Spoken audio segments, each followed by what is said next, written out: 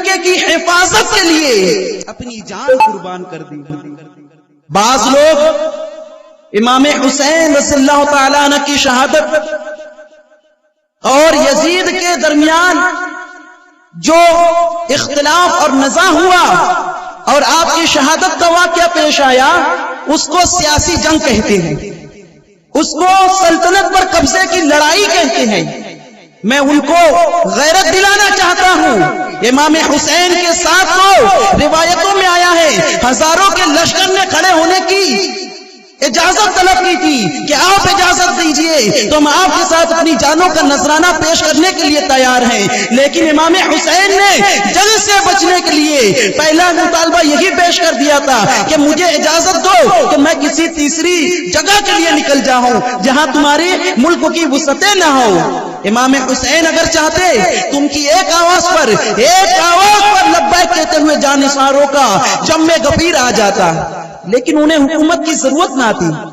جب آپ کے برادر اکبر امام حسن رضی اللہ تعالی عنہ نے امت مسلمہ میں خون خرابہ کو بچانے کے لیے حضرت امیر معاویہ رضی اللہ تعالی عنہ سے خلافت کے سلسلے میں صلح کر لی، اور یہ صلح بھی اس کی خبر غیب داں نبی نے پہلے ہی دے دی تھی کہ میرا ایک بیٹا، راوی روایت کرتے ہیں کہ حضور علیہ الصلوۃ والسلام کی زیارت کے لیے میں حاضر ہوا، حضور علیہ الصلوۃ والسلام منبر پر موجود ہے اور بازو میں آپ کے امام حسن رضی اللہ تعالیٰ عنہ چھوٹے بچے ہیں وہ موجود ہے۔ حضور علیہ الصلوۃ والسلام ایک نظر سامعین کی طرف دیکھتے اور ایک نظر اپنے اس بیٹے کی طرف دیکھتے اور فرماتے کہ میرا یہ بیٹا مسلمانوں کی دو عظیم جماعتوں میں صلح کا باعث بنے گا۔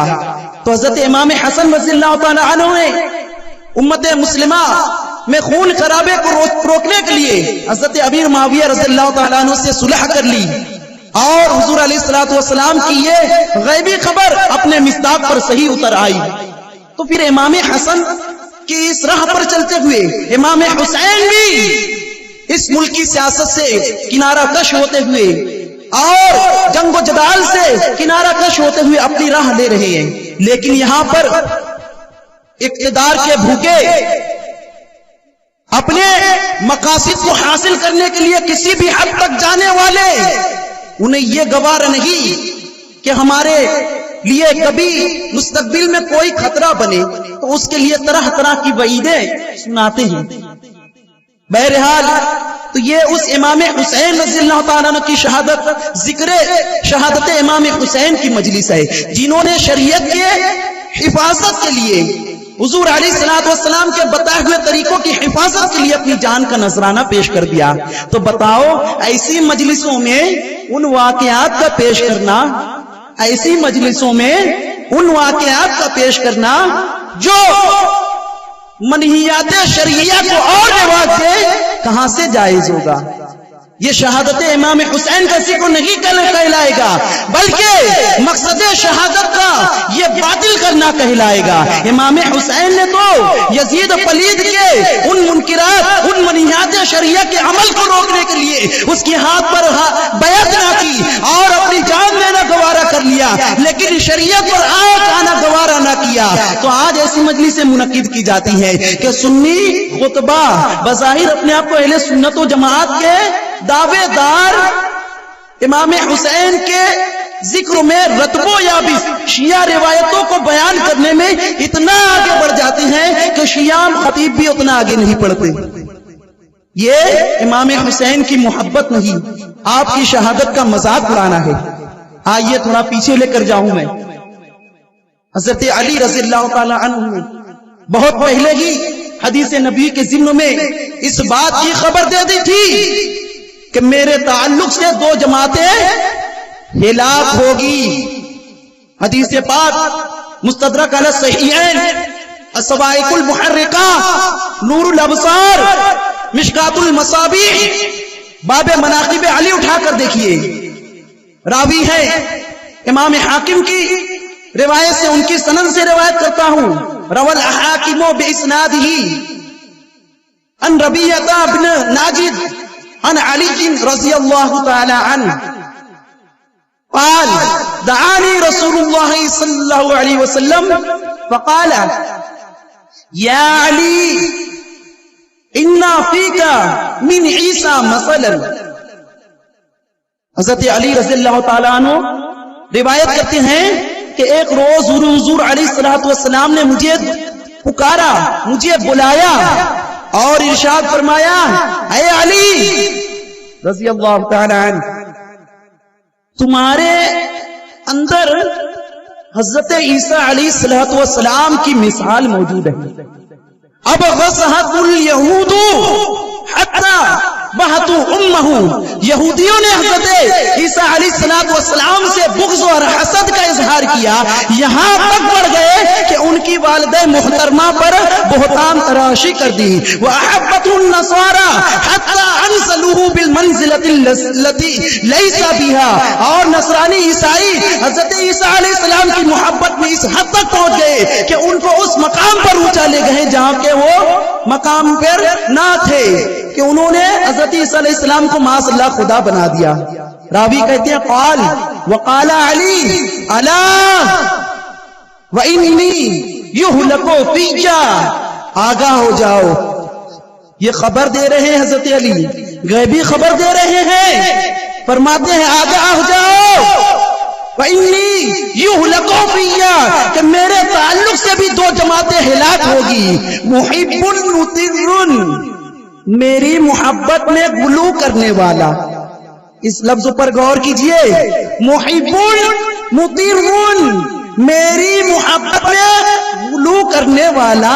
یقرضنی بما لیس فی، جو میرے تعلق سے ایسی باتیں گھڑے گا جو مجھ میں نہیں ہے.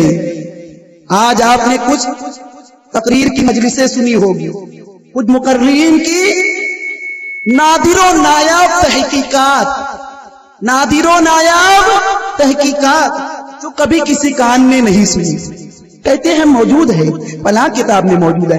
یہ اردو علماء اردو کتابوں کا حوالہ دیتا ہے. موجود ہے، موجود ہے. کون کہتا ہے موجود نہیں؟ ارے موجود ہونے کے بعد اس قابل ہے کہ اس سے استدلال کیا جائے، اس سے استدلال کیا جائے، اس قابل ہے. محدثین کرام نے علم حدیث اس کو مدون کیا، علم اصول جرح و تعدیل مدون کیا، علم ناسخ و منسوخ مدون کیا، علم سیر الاعلام النبلا مدون کیا. اس پر کتابیں باقاعدہ سیر اعلام النبلا کتابیں لکھی گئی. اس کا مقصد کیا تھا؟ جہاں کہہ دیا جاتا قال رسول اللہ صلی اللہ علیہ وسلم، لوگ اپنے کانوں کو لگاتے کہ حضور کی بات پیش کی جا رہی ہے، سنو بات اور سنو، حضور کا فرمان پیش کیا جا رہا ہے، سنو. لیکن امام ابن سیرین مقدمہ مسلم اٹھا کر دیکھو، کتابیں دیکھنا چاہتے ہو، عالم کہتے ہو اپنے آپ کو، اٹھاؤ مقدمہ ابن مسلم. امام ابن سیرین کہتے ہیں هذا العلم دین، یہ علم حدیث ہے، یہ دین کی حیثیت رکھتا ہے. فانظروا عمن تاخذوا دینکم، یہ دیکھ لو کہ کس سے تم اپنا دین لے رہے ہو، کس سے تم حدیث رسول لے رہے ہو. اس لیے اسی میں آگے ہے امام مالک کی روایت ہے کہ امام مالک کہتے ہیں کہ جب ہم پہلے سنتے تھے قال رسول اللہ صلی اللہ علیہ وسلم تو ہم اپنے کانوں کو اس کی طرف لگا دیتے، لیکن جب زمانہ بدلا، جب کذب کا افشا ہوا، کذب و جھوٹ پھیلا، تو جو کہتا قال رسول اللہ علیہ وسلم ہم اس کے قول کو بعد میں دیکھتے، پہلے دیکھتے من القائل، کہنے والا کون ہے، اس کی تخریج کرتے، اس کی تحقیق کرتے. اسی لیے تو ترتیب المدارک میں امام مالک اس کو ابن عساکر نے تخریج کی، کہتے ہیں لا تحمل العلم من لم يعرف بالطلب ومجالس اہل العلم، کہ اس سے علم ہی نہ لو، اس سے علم ہی نہ لو جو علم حاصل کرنے میں معروف ہی نہیں ہے، جس کے تعلق سے پتہ ہی نہیں کہ وہ اس نے علم حاصل کیا، مدارس میں نہیں گیا، اہل علموں کی مجلس میں نہیں بیٹھا، وہ مجالست اہل العلم، اہل علموں کے ساتھ صحبت نہیں اختیار کیا، ان کی صحبت میں نہیں بیٹھا، اس کا پتہ نہیں کہ یہ علم کس طرح حاصل کیا جائے، اس علم میں کس طرح دلیل حاصل کی جائے، ایسے لوگوں سے علم نہ لیا جائے۔ اسی قول کی تشریح کرتے ہوئے علامہ امام شاطبی مالکی اپنی کتاب الموافقات میں کہتے ہیں جب یہ ثابت ہو گیا ان ھذا العلم دین، یہ اہل علم کے نزدیک مسلم قاعدہ بن گیا کہ یہ علم دین ہے اور یہ دیکھنا ہے کہ کس سے دین حاصل کرنا ہے، تو یہ قاعدہ مسلم ہو گیا۔ اب ہم اسی سے علم لیں گے جو علماء کے درمیان معروف ہو، جس کے تعلق سے پتا ہو کہ اس علم کے قواعد و اصول کو جانتا ہے، اور اس علم کے تعلق سے اسے پتا ہے کہ اس علم کی بنیاد کس پر ہے، اس علم کے اصول کیا ہے، اور یہ جانتا ہو کہ اس علم پر اگر کوئی اعتراض ہو تو اس کا دفاع کیسے کرنا ہے۔ اسی لیے تو علم حدیث کی ترویج ہوئی۔ علم حدیث ایسا علم ہے الحمدللہ الجامعۃ الاشرفی، درود شریف پڑھ لیجیے، اللہم صلی علی سیدنا مولانا محمد معدن الجود والکرم منبع العلم والحلم والحکم وعلیہ وبارک وسلم، صلاۃ و سلام علیک یا رسول اللہ صلی اللہ تعالی علیہ وسلم۔ میں آپ کے سامنے مقدمہ مسلم شریف جو حدیث کی مشہور کتاب، اس کے حوالے سے اور ترتیب المدارک اس کے حوالے سے امام مالک کا اثر ابن سیرین پیش کر رہا تھا کہ آپ نے فرمایا ان ھذا العلم دین، کہ یہ علم حدیث یہ دین کی حیثیت رکھتا ہے۔ کس طرح؟ اسی علم حدیث کے ذریعے ہم اپنے دین کے مسائل کو فقہا کے ذریعے ماخوذ کیے ہوئے مسائل پر عمل کرتے ہیں اور ان عقائد پر چلتے ہیں جو فقہائے کرام محدثین اعظام قرآن و حدیث کے ذریعے اخذ کر کے اپنی کتابوں میں بیان کر گئے۔ ہم ناواقف عوام اس علم پر، ان فقہا پر اعتماد کرتے ہوئے عمل کرتے ہیں۔ تو یہ دیکھنا چاہیے امن تاخذوا دینکم، کہ تم ان حدیثوں کو لے رہے ہو کس کے ذریعے لے رہے ہو، راوی کون ہے، کون بیان کرنے والا ہے۔ اور اسی میں آگے آپ نے یہ بھی سماعت فرمایا کہ امام مالک نے فرمایا، ابن عساکر نے اپنی کتاب میں اس کو تخریج کیا، لا تحمل العلم من لم يعرف بالطلب ومجالسة اہل العلم، کہ اس سے علم لوگی میں جو خود علم حاصل کرنے میں ہم لوگوں کے درمیان معروف نہ ہو، اور اہل علم کے ساتھ مجالست میں وہ معروف نہ ہو، اہل علم کے پاس جا کر علم حاصل کرنے میں معروف نہ ہو، ایسے لوگوں سے علم نہ لو۔ امام شاطبی مالکی نے اپنی کتاب الموافقات میں ذکر کر دیا کہ جب یہ قاعدہ مسلم ہو گیا، یہ قاعدہ مبین ہو گیا، تو اب اسی سے علم لیا جائے گا۔ جو علم کے مبانی، جو علم کے اصول، جو علم کے قواعد، سب باتوں کو جانتا ہو اور یہ جانتا ہو کہ اس علم میں کیا دقیق بات ہے، اس علم پر اعتراض ہو تو اس کا دفیہ کیسے کیا جائے، اس علم کی حیثیت کیا ہے، اس علم کے اصول و ضوابط کیا ہے، یہ جانتا ہو تب اس سے علم اخذ کیا جائے گا۔ ورنہ تو کتاب جہل میں بہت سارے نام نہاد علماء گھومتے ہیں۔ میں آپ کے سامنے حدیث پاک پیش کر رہا ہوں، بخاری شریف اٹھائیے، کتاب العلم، حضرت عمرو بن عاص رضی اللہ تعالیٰ عنہ سے مروی ہے، فرماتے ہیں سمعت رسول اللہ صلی اللہ علیہ وسلم ان اللہ لا يقبض العلم انتزاعا ينتزعه من العباد، کہ اللہ تعالیٰ قرب قیامت کی نشانیوں میں آپ نے سنا ہے نا علم اٹھ جائے گا، تو اسی کے تعلق سے حدیث پاک ہے کہ اللہ تعالیٰ علم کو اس طرح قبض نہیں کرے گا، علم کو اس طرح نہیں اٹھائے گا کہ بندوں کے سینوں سے اسے چھین لے، اسے اخذ کر لے، اسے سلب کر لے، ولیکن ينتزع بقبض العلماء، علم کو اٹھائے گا علماء کو اٹھا کر۔ آج دیکھ لو ہمارے بہت سے بحر العلوم، علامہ فہامہ، بڑے بڑے علم کے پہاڑ انتقال کر کے چلے جاتے ہیں، ان کا کوئی صحیح جانشین نہیں ملتا، ان کی جگہ پوری کرنے والا کوئی نہیں ملتا۔ آج ہمارے علماء دنیا سے جا رہے ہیں، علم کی بہت ساری بساط اپنے ساتھ لپیٹ کر جا رہے ہیں۔ جب یہ علماء دنیا سے جاتے رہیں گے، علم کا حصہ جاتا رہے گا، پھر کیا ہوگا؟ آگے کی حدیث پاک سماعت فرمائیے، حتی اذا لم يبق عالما، حتی کہ جب کوئی عالم باقی نہیں رہ جائے گا، یا پھر ان کی قلیل تعداد باقی رہ جائے گی، اتخذ الناس رؤوسا جهالا، لوگ اپنے پیشوا، اپنے مقتدا، اپنے مرشد، اپنے مربی جاہلوں کو بنا لیں گے. فسئلوا، پھر انہی جہلا سے پوچھیں گے، سوال کریں گے. فافتوا بغیر علم، وہ جہلا بغیر علم کے فتوا دیں گے. فضلوا، خود بھی گمراہ ہوں گے. وَأَضَلُّوا، اپنے ساتھ ایک جماعت کثیرہ کو گمراہ کر لے جائیں گے. یہ ہے حدیث پاک میں موجود بخاری شریف کتاب العلم میں. حوالہ اسے دیا جاتا ہے، حوالہ اردو کتابوں کا نہیں دیا جاتا ہے. قرآن کے علاوہ کوئی بھی کتاب، بہت ذمہ داری کے ساتھ کہہ رہا ہوں، قرآن کے علاوہ کوئی بھی کتاب ایسی نہیں جو لوگوں کے دست و برد سے محفوظ ہو. قرآن کیوں محفوظ ہے؟ انا نحن نزلنا الذکر وانا له لحافظون، کہ ہم نے اس ذکر کو، اس قرآن کو نازل کیا. نعرہ تکبیر، نعرہ رسالت یا رسول اللہ، علماء اہل سنت زندہ باد، قاضی شہر مالیگاؤں زندہ باد، مفتی واجد علی یار علی صاحب قبلہ زندہ باد، نعرہ تکبیر، نعرہ رسالت. الحمدللہ ہمارے درمیان قاضی اہل سنت تشریف لا چکے ہیں. آپ ان کی زیارت کیجئے. علماء کی زیارت کرنا یہ عبادت کا درجہ رکھتا ہے، تو آپ ان کے چہروں کی زیارت کرتے رہیے. اپنے نصیب میں، اپنی قسمت میں اللہ کی رحمتوں کا اضافہ کرتے رہیے. بہرحال حضرت اجازت، میں آپ کے سامنے عرض کر رہا تھا کہ جب علماء کو لوگ چھوڑ دیں گے، جاہلوں کو پیشوا بنا لیں گے، ان سے سوال کریں گے تو وہ ایسا ہی جواب دیں گے، فلاں کتاب میں، فلاں کتاب میں ہے. حوالہ یہ ہوتا ہے اصل کتاب سے. میں کہہ رہا تھا قرآن کے علاوہ کوئی بھی کتاب کسی لوگوں کے دست و بردوں سے محفوظ نہیں ہے. قرآن محفوظ ہے اس لیے کہ اللہ تعالیٰ نے اس کی حفاظت کا ذمہ لیا ہے.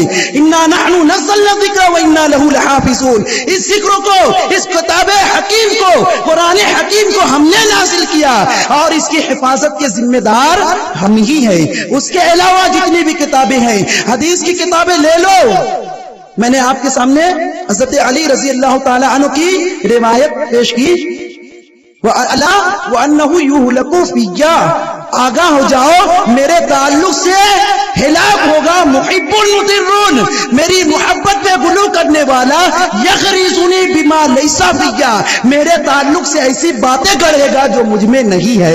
آج دیکھو علماء نے بتایا ہے، محدثین کرام نے حدیث کی کتابوں کی چھان پھٹک کر کے یہ بتا دیا کہ حضرت علی کی شان میں جتنی احادیث شیعہ نے گڑھی ہے اتنی حدیث کسی کی شان میں نہیں گڑی گئی ہے. گڑا ہے باقاعدہ. آپ اٹھا کے دیکھیے، سیر اعلام النبلاء اٹھا کر دیکھیے، میزان الاعتدال اٹھا کر دیکھیے، جرح و تعدیل کی جتنی کتابیں ہیں آپ اس میں دیکھیں تو بہت سارے راویوں کے تعلق سے حضرت علی کی شان میں جو بیان کرتے ہیں ان کے تعلق سے ملا ہے. آپ یہ عاشورہ کا دن گزرا، ذکر شہادت امام حسین، اس کو سماعت کیا آپ نے، بچپن سے اسلاف سے سماعت کرتے آ رہے ہیں. لیکن آپ سوچتے ہوں گے کہ اسلامی تاریخ کا اتنا اہم واقعہ، لیکن ہمیں لمحہ بلمحہ اس کے اندر تبدیلی نظر آتی ہے. ایک مقرر سے سنو تو اس میں لفظی کے ذریعے کہیں آسمان کو رولا رہا ہے، کہیں گھوڑا لوگوں پر حملہ کر رہا ہے. تیسرے سے سنو تو کہیں امام غائب آسمان میں بیٹھے ہوئے ہیں، قرب قیامت میں کود کر آئیں گے پھر بدلہ لیں گے. تیسرے سے سنو تو امام حسین ابھی تو شہید ہی نہیں ہوئے بلکہ اسد بن حنظلی کو ان کے مشابہ بنا کے شہید کر دیا گیا. یہ میں باتیں ہوا میں نہیں کہہ رہا ہوں، اصول کافی باقر مجلسی جس طرح اہل سنت و جماعت کے نزدیک صحاح ستہ ہے، 6 صحیح الحدیث کی کتابیں ہیں، اسی طرح شیعوں کے نزدیک صحاح اربع، شیعہ امامیہ جعفریہ کے نزدیک 4 صحیح کتابیں ہیں. اس میں اصول کافی، فروع کافی، جلاء العیون، اس طرح کی 4 کتابیں ہیں. اس میں لکھا ہے کہ کوفہ کے ایک جماعت کا خیال تھا، خود انہوں نے امام جعفر صادق رضی اللہ تعالیٰ عنہ کے سامنے آ کے کہا کہ کوفہ کی ایک ابن سلف سے یہ روایت ہے، کہا کہ کوفہ کی ایک جماعت کا عقیدہ ہے کہ امام حسین شہید نہیں ہوئے ہیں، تو آپ نے فرمایا اگر تم بھی اسی میں سے ہو تو جیسا چاہے عقیدہ رکھو، ان لوگوں نے ہم پر گڑھی ہوئی باتیں منسوب کر دی ہے، اور یہ عقیدہ اگر جو رکھتا ہے تو وہ کافر ہے، اس لیے کہ اللہ کے رسول کی بات کی جھوٹ ٹھہرا رہا ہے، کس وہ کہہ رہا ہے، اس لیے کہ اللہ کے رسول نے خود خبر دی ہے کہ امام حسین رضی اللہ تعالیٰ عنہ شہید ہوں گے۔ جلاء العیون اٹھا کر دیکھیے، اصول کافی اٹھا کر دیکھیے، فروع کافی اٹھا کر دیکھیے، یہ ان کا عقیدہ ہے۔ تو میں کہہ رہا تھا آپ سوچتے ہوں گے تاریخ اسلام کا اتنا اہم واقعہ جس کی وجہ سے مسلمانوں میں آنے والے زمانوں میں بہت ساری تبدیلیاں آئی، لیکن پھر بھی ہم دیکھتے ہیں وہ واقعہ حقیقت کی نگاہ سے ہمارے سامنے کیوں نہیں آتا، مختلف راویوں کے ذریعے مختلف روایتیں کیوں آتی ہیں۔ نعرہ تکبیر! تو ہم دیکھتے ہیں کہ اس شہادت کے واقعہ کے بیان کرنے والے جو راوی ہیں ان میں سے اکثر ایسے ہیں کہ جو وہاں پر موجود ہی نہیں تھے، ان سے اکثر راوی ایسے ہیں جو وہاں موجود ہی نہیں تھے۔ ان میں سے کچھ راوی میں آپ کے سامنے پیش کرتا ہوں، ان میں سے سب سے بڑا جو بڑی کثیر تعداد میں روایت کرتا ہے ابو محنب لوط بن یحییٰ اور محمد بن صائب قلبی، یہ راوی ان کے تعلق سے چھان بین کیجئے۔ ہماری بہت ساری نام نہاد اہل سنت کی کتابوں میں بھی ان سے روایتیں لے کر بیان کر دی گئی، میں بہت ذمہ داری کے ساتھ کہہ رہا ہوں، لیکن آئیے محدثین کرام کی بارگاہ میں کہ ان راویوں کے تعلق سے پتہ کرے کہ یہ راوی کیسے ہیں۔ تو تہذیب التہذیب اور تقریب التہذیب میں لکھا ہوا ہے لوط بن یحییٰ کے تعلق سے، قال ابن معین لیسا بثقہ، یہ جرح کے الفاظ میں آپ کے سامنے پیش کر رہا ہوں۔ جرح جب محدثین کرام کسی راوی کے تعلق سے جرح کر دیں، یہ الفاظ کہہ دیں، تو وہ راوی ایسی حیثیت کا حامل ہی نہیں رہ جاتا کہ اس سے کوئی روایت لی جائے۔ تو ابو محنب کے تعلق سے ابن معین کہتے ہیں لیسا بثقہ، اور کبھی فرماتے لا شیء لا بشیء، کوئی چیز نہیں۔ اور دوسری جگہ دیکھیے میزان الاعتدال میں ہے، امام ذہبی فرماتے ہیں ابو محنب وحشام بن محمد بن صائب وامثالہما من المعروفین بالکذب عند اہل العلم۔ محمد بن صائب قلبی، ابو محنب، لوط بن یحییٰ اور ان کے جیسے بہت سے ایسے راوی ہیں جو جھوٹ میں مشہور ہیں، اہل علم کے نزدیک کسی حیثیت کے حامل نہیں۔ تو ان کے ذریعے بہت سے راویوں نے روایتیں لے کر کتابوں میں ذکر کر دیا، اور یہی ابو محنف ہے، اسی نے اپنی کتاب مقتل حسین رضی اللہ تعالیٰ عنہ میں ذکر کیا کہ جب امام حسین کی شہادت ہو گئی تو آسمان سے خون کی بارش ہونے لگی۔ یہ کس سے کہانیاں ہیں، حقیقت سے اس کا کوئی بھی تعلق نہیں، لیکن آج محرم کے ایام میں لوگوں کے جذبات، اہل سنت و جماعت کے حب اہل بیت کے جذبات کا فائدہ اٹھاتے ہوئے ان کو شیعہ عقائد کی طرف موڑا جا رہا ہے، یزیدیوں اور تفضیلیوں کے جھولی سے شیعہ عقیدہ لے لے کر اہل سنت و جماعت کے گلے کا طوق بنا کر لٹکایا جا رہا ہے اور حب اہل بیت کا نام دیا جا رہا ہے۔ یہ وہی جاہل لوگ ہیں جو علم کا دعویٰ کرتے ہیں، لیکن جاہل لوگ ہیں، ان سے علم نہیں لینا چاہیے۔ آپ کے سامنے ایک روایت پیش کر دوں، ابن عبد البر نے اپنی کتاب جامع میں حضرت امام مالک رضی اللہ تعالی عنہ سے روایت کی ہے کہ وہ کہتے ہیں وجدت ربیعۃ یوما یبکی، کہ میں نے ربیعہ، امام ربیعہ کو ایک دن روتے ہوئے پایا، فقیل لہ ما الذی ابکاک، کس چیز نے آپ کو رونے پر مجبور کر دیا؟ ام مصیبت نزلت، کہ آپ پر کوئی مصیبت نازل ہو گئی؟ جواب سماعت کیجئے۔ امام ربیعہ کہتے ہیں لا، کوئی مصیبت نازل نہیں، ولیکن ابکاری، لیکن ایک بات مجھے رونے پر مجبور کر رہی ہے، انہ استفتی من لا علم لہ، کہ آج لوگ استفتاء کرنے، سوال پوچھنے، علم حاصل کرنے کے لیے اس کے پاس جا رہے ہیں جس کو خود علم نہیں۔ حدیث پاک پیش نظر رکھیے، کتاب العلم کی بخاری کی حدیث، حتی اذا لم یبق عالما کہ جب کوئی عالم بظاہر نہ رہ جائے گا، عالموں کی تعداد کم ہو جائے گی. اتخذ الناس رؤوسا جہالا، لوگ جاہلوں کو اپنا پیشوا بنا لیں گے. فسئلوا، ان سے سوال کیا جائے گا، جواب دیں گے، کہیں کوکر میں دال بانٹیں گے. فضلوا، لوگوں کو گمراہ کریں گے، حلال کو حرام بنائے گی. وَأَضَلُّوا، خود بھی گمراہ ہوں گے، لوگوں کو بھی گمراہ کریں گے. تو یہ آج کا زمانہ ہے. روایتوں میں اس طرح دستبرد کیا جا رہا ہے، دخول کیا جا رہا ہے. اس وقت تو ضرورت ہے اہل علم کے بارگاہ میں جانے کی، ان کی طرف توجہ کرنے کی، کیونکہ میں نے آپ کے سامنے پیش کر دیا امام مالک رضی اللہ تعالی عنہ کا قول، لا يحمل العلم من لم يعرف بالطلب، کہ جو علم حاصل کرنے میں معروف بھی نہیں ہوگا اس سے علم حاصل نہیں کیا جائے گا. وہ مجالس اہل العلم، اور اہل علم کی درگاہ درسگاہ میں، ان کی بارگاہ میں حاضر ہونے میں معروف نہیں ہوگا اس سے علم نہیں لیا جائے گا. میں آپ کے سامنے یہ پیش کر رہا ہوں کہ آج کچھ لوگ اردو علماء کے اعلان کرتے ہیں. مالیگاؤں کے علماء میں دم نہیں ہمارے سامنے بیٹھنے کا.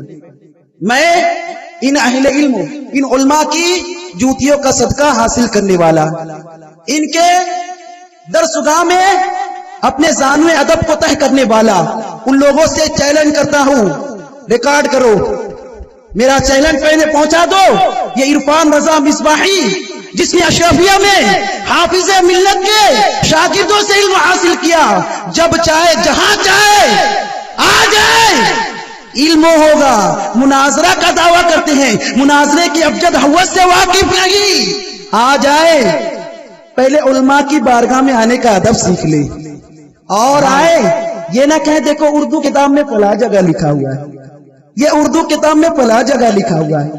اصول سے بحث ہوگی، اصل کتاب پیش نظر ہوگی، زبر زیر والی نہیں. وہ کتاب جسے اہل علم نے پڑھا، اہل علم نے بڑا علم حاصل کیا، ان کتابوں کو پیش نظر رکھا جائے گا. پھر راویوں میں جرح ہوگی. نعرہ تکبیر، نعرہ تکبیر، نعرہ رسالت. ہمارے اکابر علماء تشریف لے آ چکے ہیں. یہ علم کے دریا، علم کے سمندر، علم کے پہاڑ ہے. ان کے سامنے بولنا میں گستاخی محسوس کروں گا. بہرحال حضرت کا حکم ہے، اپنی بات مکمل کرتا ہوں. جو بار بار ہر جگہ مناظرے مباہلے کا چیلنج کرتے ہیں، مباہلے کی تعریف پہلے پڑھ لو. آؤ ہمارے علماء کی بارگاہ میں پوچھ لے مباہلہ کس کے کہتے ہیں. بس اشارہ دے دوں، مباہلہ تو اس وقت ہوتا ہے جب دونوں طرف سے دلیلیں پیش کیے جائے، تمام تر اعتراضات و جواب پیش کیے جائے، پھر بھی مسئلہ حل نہ ہو پائے، تب جا کے مباہلہ کیا جاتا ہے. اور مباہلہ کس سے کرتے ہیں یہ سوال ہے، ان کے اوپر جواب قرض ہے. بہرحال میں نے دعویٰ نہیں کیا ہے، ان علماء کی جوتی کا صدقہ پیش کیا ہے. لوگ اپنے اندھ وقتوں کے مجمع میں بیٹھے جو چاہے دعویٰ کر لی. اہل علم اسٹیج سے کہتے ہیں، کان میں نہیں کہتے، کان میں نہیں کہتے، اسٹیج سے کہتے، اپنی بات پر قائم رہتے ہیں. اہل علم کا صدقہ آپ کے سامنے پیش کر رہا ہوں، جسے جب بحث کرنا ہے، جہاں بحث کرنا ہے، علمی بحث ہوگی، معلوماتی نہیں، اردواتی نہیں، اردو علماء نہیں، اہل علم. اور اگر معلومات لینا ہے تو علماء کی بارگاہ میں آؤ، سائل بن کر آؤ، معاند بن کر نہ آؤ. کیونکہ حدیث پاک میں آیا ہے کہ آخری اہل علم یا تو خود عالم بنو یا تو متعلم بنو، علماء کی صحبت میں بیٹھنے والا بنو، علماء سے محبت کرنے والا بنو، آخری نہ بننا علماء سے دشمنی رکھنے والا. آج کچھ لوگ ناواقفوں کو، جو اہل علم کی فضیلت سے واقف نہیں، زبان لے رہے ہیں، ان کو بولنے کے لیے اکسا رہے ہیں کہ ایسے ناواقف، ایسے جاہل علماء کو گالیاں دے رہے ہیں. کہ آپ کے سامنے واٹس ایپ وغیرہ کے ذریعے وہ باتیں نہیں پہنچی؟ لوگ علماء کو گالیاں دے رہے ہیں، حتیٰ کہ اس میں کفر کر جا رہے ہیں. جس نے عالم کو عالم ہونے کی حیثیت سے گالی دی وہ کافر ہے. استحقاق العلماء و اشراف علماء اور اشراف علماء کی توہین کرنا کفر ہے. یہ متفق علیہ جزیہ ہے. بہرحال میں اور گفتگو نہیں کروں گا، اسی پر اختتام کرتا ہوں. جسے علم کا غرور ہے، جو اپنی جہالت کو علم سمجھتا ہے، وہ جہاں چاہے آ جائے. انشاءاللہ ہر بات کا شافی و کافی جواب دیا جائے گا. بس انہی باتوں پر میں اپنی گفتگو ختم کرتا ہوں. گفتگو کرنا تو اور تھا، لیکن ہمارے علم کے پہاڑ، علم کے دریا موجود ہے. آپ ان کی باتوں کو سنیے اور اپنے سینوں میں اصل علم